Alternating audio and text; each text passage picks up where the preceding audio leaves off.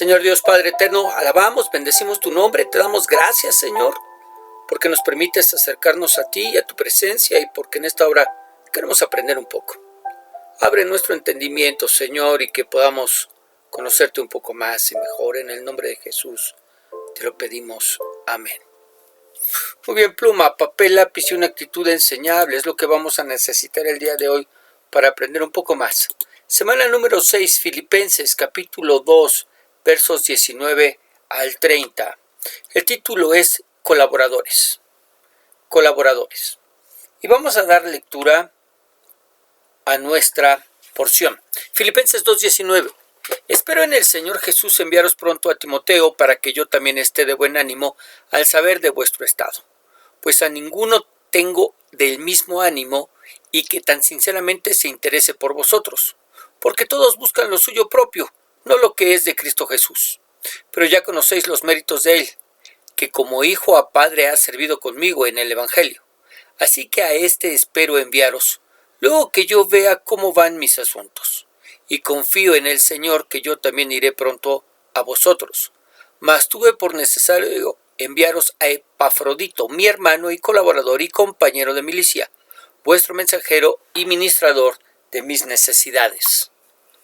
Porque él tenía gran deseo de veros a todos vosotros y gravemente se angustió porque habíais oído que había enfermado. Pues en verdad estuvo enfermo a punto de morir, pero Dios tuvo misericordia de él, y no solamente de él, sino también de mí, para que yo no tuviese tristeza sobre tristeza. Así que le envío con mayor solicitud, para que al verle de nuevo os gocéis y yo esté con menos tristeza. Recibidle pues en el Señor con todo gozo y tened en estima a los que son como él. Porque por la obra de Cristo estuvo próximo a la muerte, exponiendo su vida para suplir lo que faltaba en vuestro servicio por mí. Muy bien, y una vez que ha hablado sobre la necesidad de que seamos luminarias en el mundo a través de las cuales la luz de Cristo alumbre, algo que vimos la semana pasada, ahora hablará de sus colaboradores, dejándonos ver cómo es que los falsos hermanos y los falsos ministros no son de ahora, sino desde siempre. A ver, vamos a ver. Filipenses 2:19.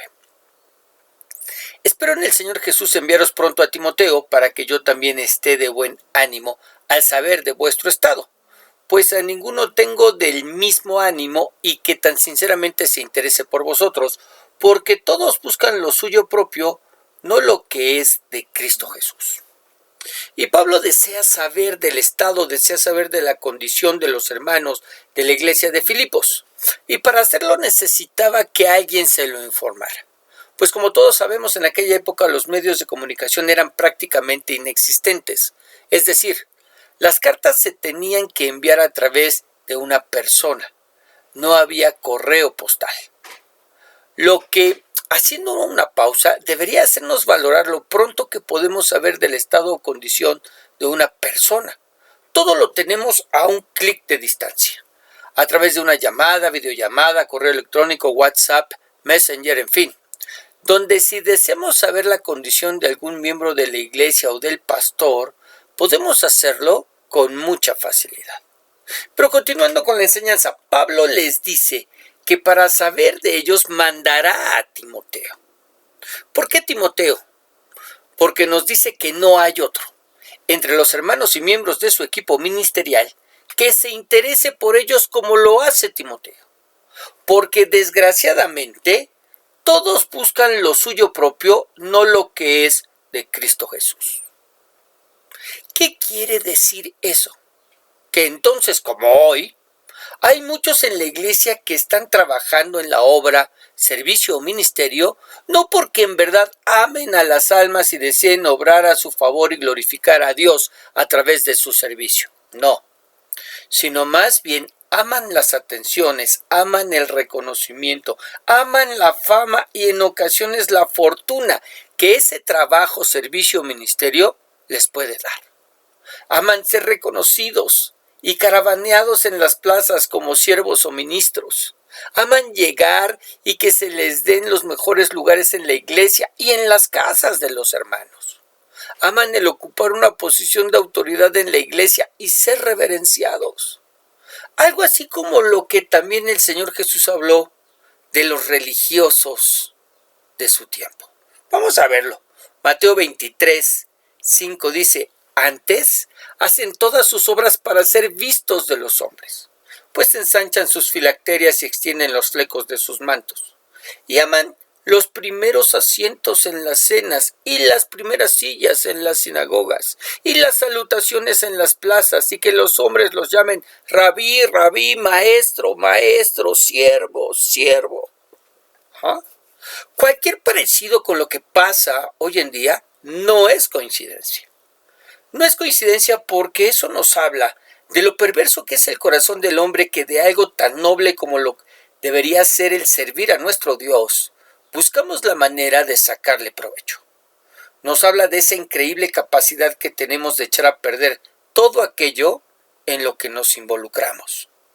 Y de alguna manera nos hace entender, porque la misma Escritura nos dice que aún aquellas cosas que consideramos buenas obras son como trapos inmundos ante la presencia de nuestro Dios. Isaías 64:6 dice: todos nosotros somos como un hombre impuro, todas nuestras buenas obras son como un trapo sucio, todos hemos caído como hojas marchitas, y nuestros crímenes nos arrastran como el viento.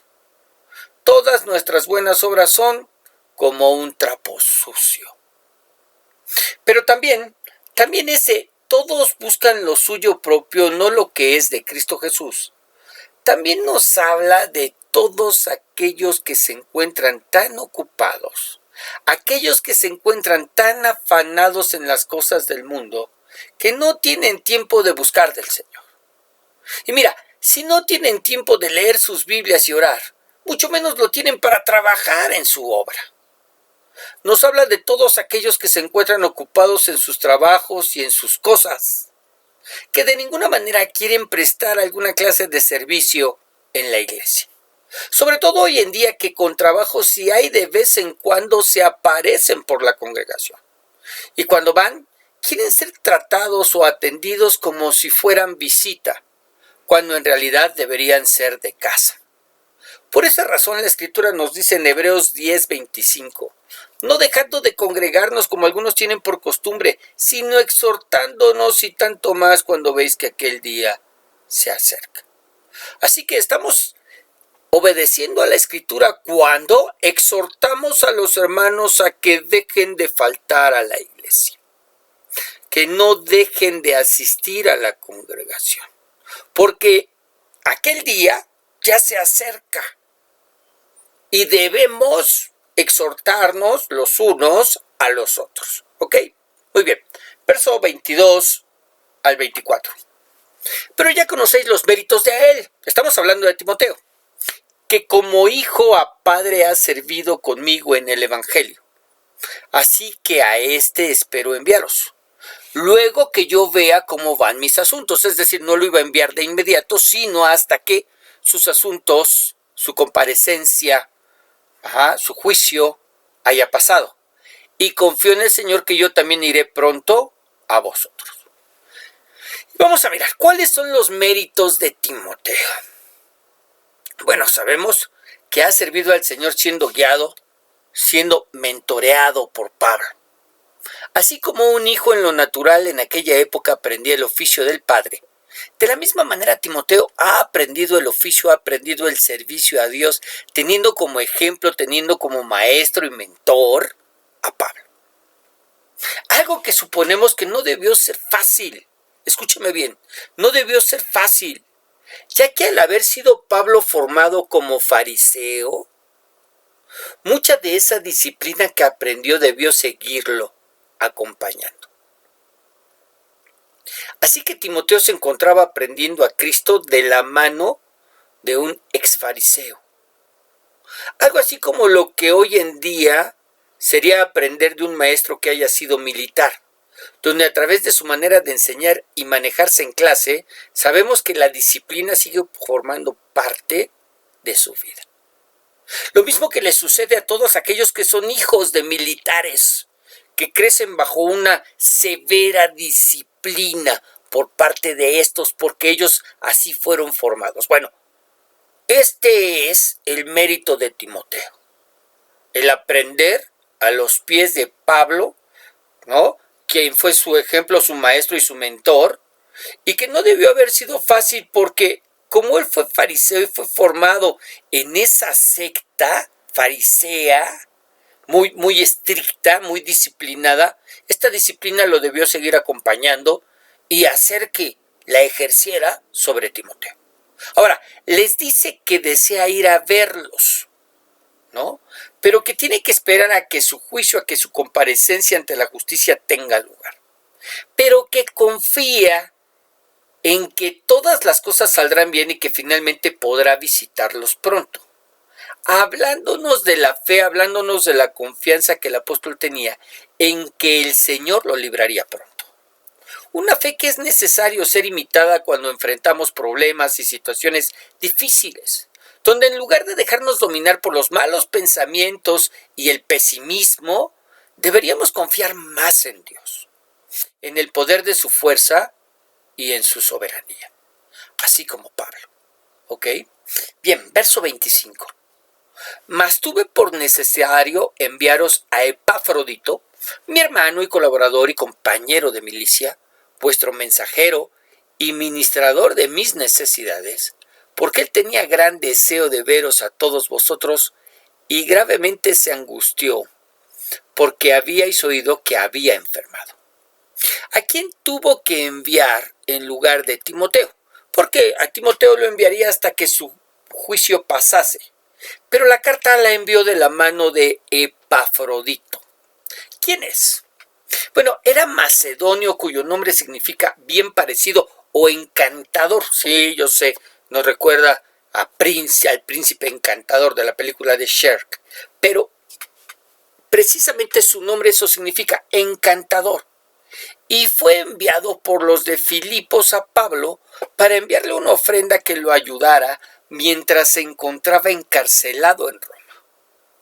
Pablo lo llama hermano, reconociéndolo como hijo de Dios.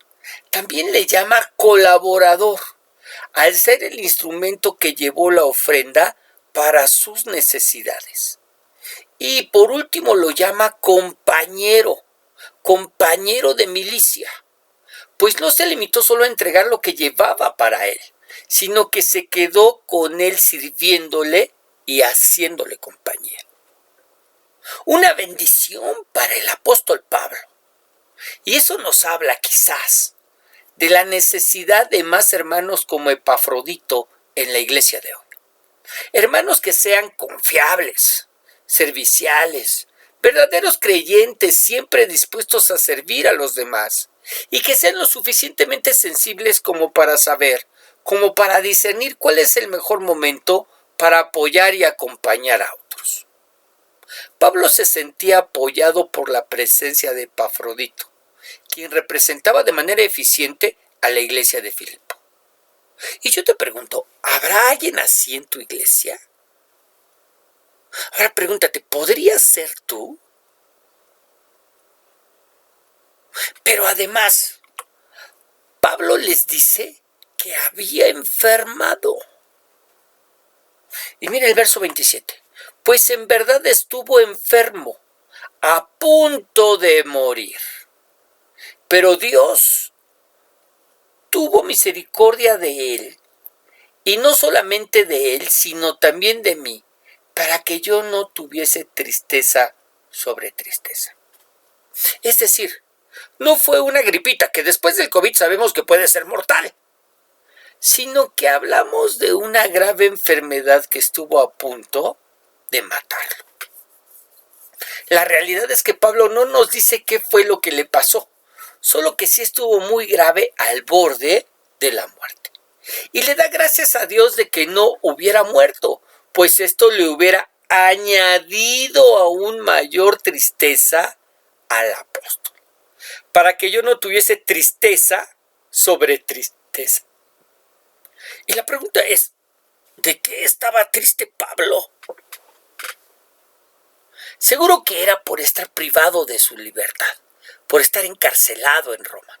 aunque aprovechaba bien el tiempo al escribirles a las iglesias sin pensar en lo valiosas que con el tiempo serían sus cartas. Algo que no hubiera pasado si no hubiera pasado un tiempo a la sombra. Lo que hace o debería provocar que veamos las situaciones por las que pasamos de manera diferente. Porque quizás no estamos atravesando por alguna situación que en verdad deseamos, como le pasó a Pablo. Pero no sabemos si Dios está permitiendo todo eso por lo que estamos atravesando con algún otro fin que traiga mayor bendición a nuestras vidas, a la iglesia y gloria a su nombre. Pero también Pablo nos deja ver su lado humano, donde confiesa que se siente triste. Y es que a veces solemos cometer el error de creer que los pastores y ministros no tienen derecho a estar tristes, que las circunstancias, problemas, dificultades por las que también ellos atraviesan no les afecta en sus emociones. Pero es aquí donde debemos darnos cuenta de lo muy equivocados que estamos. Todos, incluyendo a los ministros, todos pasamos por problemas y todos tenemos derecho a sentirnos tristes o afectados en alguna manera en nuestros estados de ánimo. Cuando vea triste a su pastor, no tenga temor de acercarse con él y pedirle que le permita hacer una oración. Yo le aseguro que se lo agradecerá. Ok, 28. Así que le envío con mayor solicitud para que al verle de nuevo os gocéis y yo esté con menos tristeza. Así que el propósito de enviarle de regreso era para que, de esa manera, aquellos que estaban con pendiente pudieran sentirse tranquilos y alegres, gozosos al verle bien. Muchas veces, y sobre todo en el trabajo misionero, pasan meses sin que los familiares sepan nada del misionero. Porque las comunicaciones, por difícil que nos parezca hoy en día, no están bien. Son lugares sin señal de internet, sin teléfono, incomunicados. Y después de un tiempo, ¿qué necesario es que el misionero regrese a su casa? Regrese a su casa, vea a los suyos y cobre nuevo ánimo. Y ya después, si así se requiere y quiere, puede regresar a la obra, a esa o a alguna otra. Pero sin perderse de familiares y amigos. Por él y por aquellos también. ¿Ok? 29.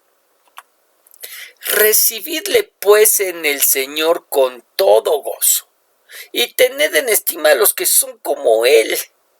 Reconózcanlos. Ténganles afecto especial a los que son como Él, porque por la obra de Cristo estuvo próximo a la muerte, exponiendo su vida para suplir lo que faltaba en vuestro servicio por mí. Muy bien. Y en este último texto que leímos, vamos a leer un par de comentarios. El primero: el mundo honra a aquellos que son inteligentes, hermosos, ricos y poderosos. ¿Qué clase de personas debería honrar la iglesia? Esta es una muy buena pregunta, por eso quiero leer el comentario. Porque ¿qué clase de personas debería honrar la iglesia? Bueno, Pablo indica que deberían honrarse a aquellos que dan su vida por la causa de Cristo, yendo a donde no podemos ir nosotros mismos. Nuestros misioneros hacen esto al ir a ministrar donde no somos capaces de ir. Pero resulta que si lo volvemos a leer, el mundo, y podríamos decir, y la iglesia, honra a aquellos que son inteligentes, hermosos, ricos y poderosos. Alguien está mal y no es la Escritura. Alguien ha invertido sus valores y no es la palabra. Hemos dejado de honrar a aquellos que dan su vida por causa de Cristo para honrar a aquello que el mundo honra. Qué peligroso es esto.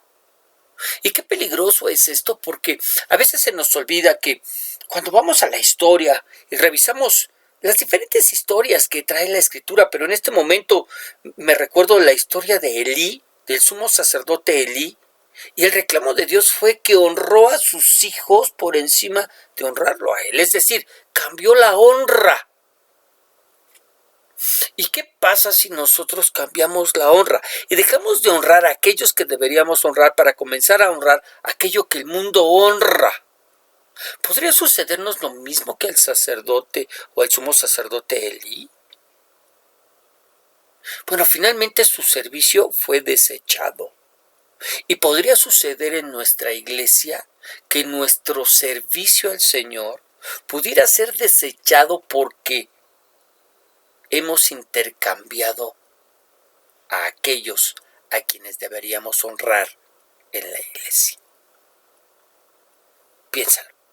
Pero mientras lo piensas, vamos a ver el segundo comentario. Y el segundo comentario no nos habla de aquellos que tienen en alta estima a los que son como él, sino nos habla de aquellos que exponen su vida. Y dice, la antigua frase griega de exponer su vida usa la palabra de un apostador, el cual significa arriesgar todo en un juego de dados. Pablo escribió que, por el bien de Cristo Jesús, Epafrodito estaba dispuesto a jugárselas todas. Era un hombre que había ido a donde otros no querían ir, pero además estaba dispuesto a jugarse su vida, a jugarse todo lo que tenía, que era su vida, por causa de Cristo. Dice, en los días de la iglesia primitiva, había una asociación de hombres y mujeres, los cuales se llamaban a sí mismos los apostadores, tomada también de esta antigua palabra griega. Su meta era visitar a los prisioneros y a los enfermos, especialmente a aquellos que estaban enfermos con enfermedades peligrosas e infecciosas. Muy a menudo, cuando una plaga golpeaba una ciudad, los paganos tiraban los cuerpos inertes en las calles y huían en terror. Pero los apostadores enterraban a los muertos y ayudaban a los enfermos lo mejor que podían, y arriesgaban sus vidas para mostrar el amor de Jesús. Acabamos de pasar por una pandemia. Algo así como esa plaga, esa peste que golpeaba las ciudades de los paganos y que cuando sus muertos morían los aventaban a la calle. Pues no se atrevían ni siquiera a enterrarlos. En muchas ocasiones lo quemaban todo lo que hubiera sido de esa persona para evitar que la plaga siguiera avanzando. Pero estaban estos hermanos, los apostadores, que cuidaban a los enfermos, que obviamente aún no morían, y enterraban a aquellos que dejaban en las calles, para darles cristiana sepultura. Y todo esto lo hacían para mostrar el amor de Jesús.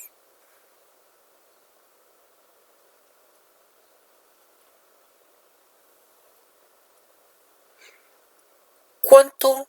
Y te voy a ser sincero, sin ponernos en el caso del COVID, que es lo que acabamos de pasar, porque no te voy a hacer la pregunta de, bueno, ¿cuántos de nosotros arriesgamos nuestras vidas?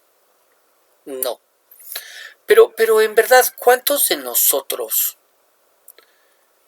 estaríamos dispuestos hoy en día, después de haber pasado por por toda esta serie de experiencias, ¿cuántos de nosotros estaríamos dispuestos a arriesgar nuestras vidas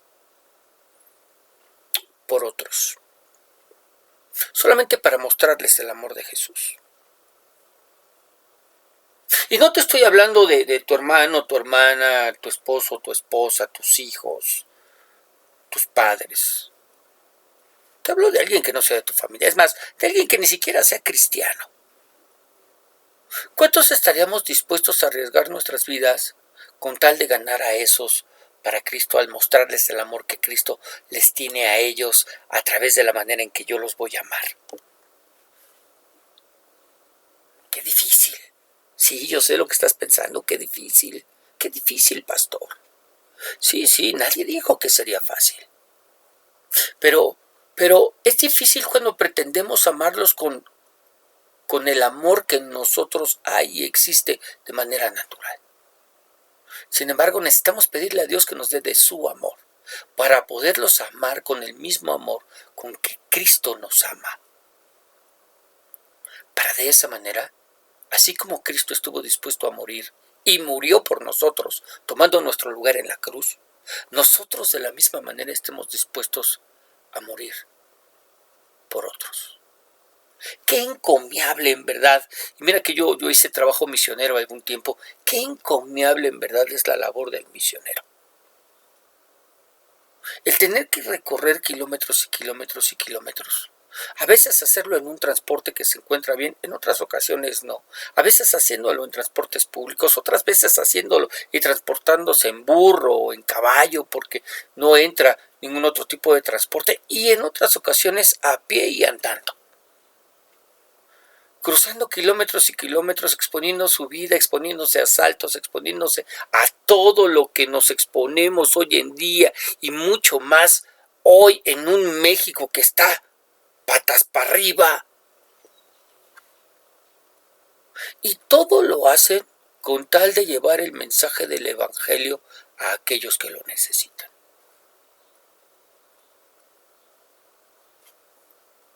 Cuán grande es el amor de Cristo, manifestándose a través de esas vidas. Y con esto en mente te voy a suplicar que ahí en tu lugar inclines tu rostro, cierres tus ojos. Vamos a orar. Señor Dios y Padre Celestial, queremos alabar y queremos bendecir tu nombre. Gracias, Dios, por lo que tú nos has enseñado hoy. Gracias por la manera en que nos has hablado. Gracias, Padre Celestial, porque a través de estos colaboradores de Pablo nos muestras, nos enseñas lo importante que sigue siendo hasta el día de hoy el poder colaborar con el servicio, con el ministerio, con el Evangelio. El trabajar, Señor. El dejar de estar afanados en las cosas de este mundo y en nuestros asuntos para hacer lo que es conveniente delante de tu presencia. En el nombre de Jesús yo te ruego que pongas en nosotros así el querer como el hacer. Y Dios eterno, que podamos ser movidos a esa misericordia y tan llenos de tu amor que podamos amarlos ya no con nuestro amor, sino con ese amor que desciende de lo alto y que llena y inunda nuestros corazones, que hace que ese amor se desborde sobre nuestras vidas y podamos tocar a otros con tu amor, Señor, manifestándose a través de nuestras vidas. Y en el nombre de Jesús, Señor, te alabamos, te bendecimos y te damos gracias.